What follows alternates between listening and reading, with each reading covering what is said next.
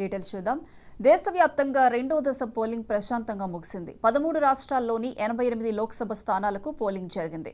కేరళలో 20, కర్ణాటక 14, రాజస్థాన్ 13, మహారాష్ట్ర 8, యూపీ 8, మధ్యప్రదేశ్ 6, అస్సాం 5, బీహార్లో 5, ఛత్తీస్గఢ్లో 3, బెంగాల్లో 3 స్థానాలకు పోలింగ్ జరిగింది. జమ్మూ కాశ్మీర్, మణిపూర్, త్రిపురలో పోలింగ్ ప్రశాంతంగా ముగిసింది. జూన్ 4న కౌంటింగ్ జరగనుంది.